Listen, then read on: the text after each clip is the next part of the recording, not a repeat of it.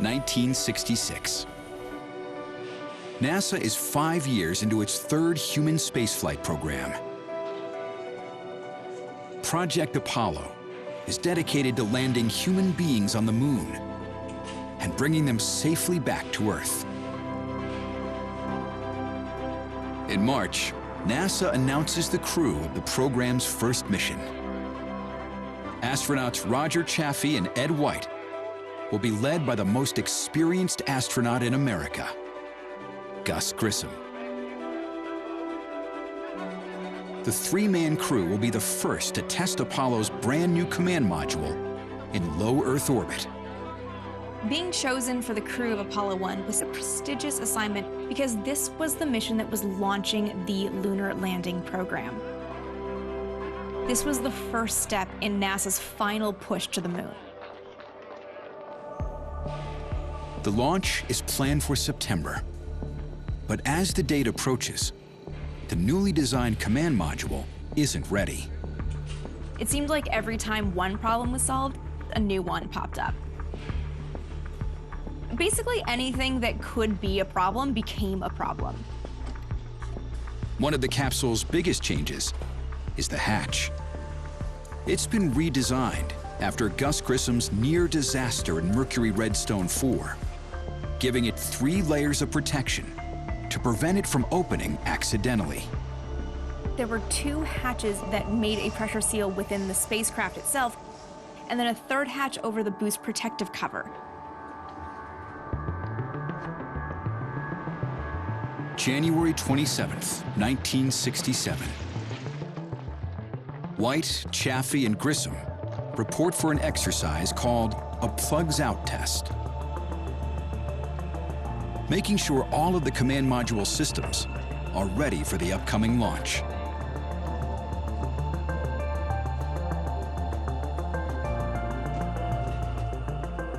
At 1 p.m., the astronauts enter the command module.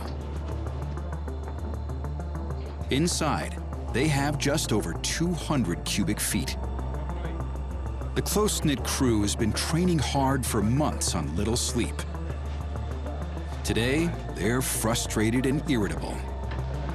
From the moment the astronauts got into that spacecraft, I don't think anyone was in a good mood. Ready to begin checkoff of flight crew? Say again, please. Ready to begin checkoff of flight crew? The plugs-out test is fraught with problems. Could you report the value? 650. 650. I wasn't on my transcript. Okay, I'm just barely reading you. They were in there for hours and had to keep holding for issues with the microphone, issue with some smells in the spacecraft and the air circulation. Commander?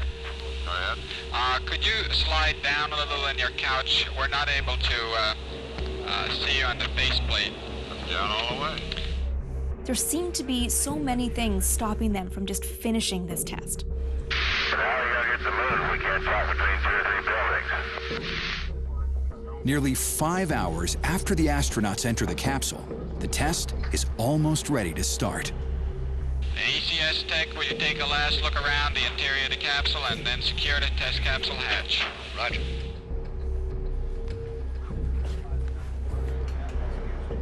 Go ahead, ECS. The hatch door is secured. Roger. Just moments before they begin the final test, something goes terribly wrong.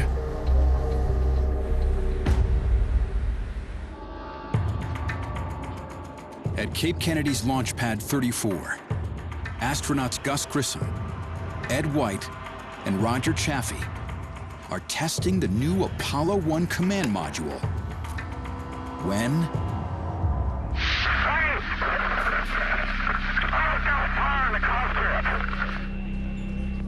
It was clear that something terrible and unprecedented was happening.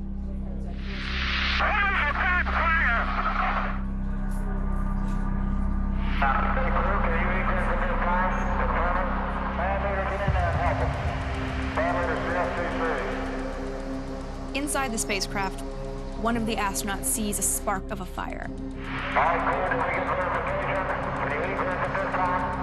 and that quickly spreads throughout the entire spacecraft.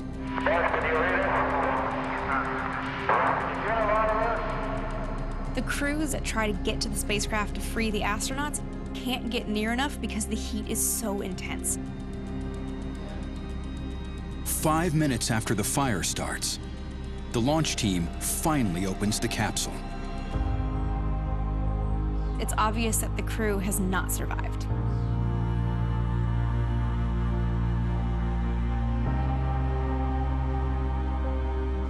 It was the worst disaster NASA had faced in its short existence. The astronauts' deaths send shockwaves across America. Everyone knows that spaceflight is risky. But some accuse NASA of pushing too hard to get to the moon. NASA was speeding. And when you speed, you get reckless. And when you get reckless, people die.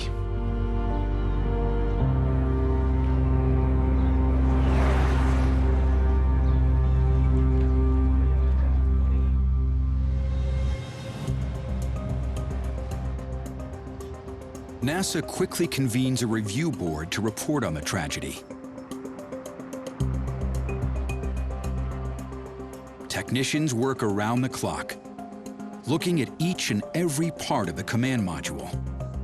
The Accident Investigation Board eventually found that there had been some exposed wiring that was able to spark. Fed by flammable materials inside the cabin, the blaze quickly spread. It's important to remember that the atmosphere was 100% pure oxygen, which is gasoline to a spark. Another problem, the newly designed hatch took too long to open. This was a 2 or 3 minute job.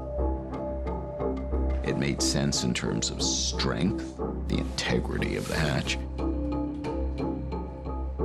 It made precisely 0 sense in terms of the safety of the crew.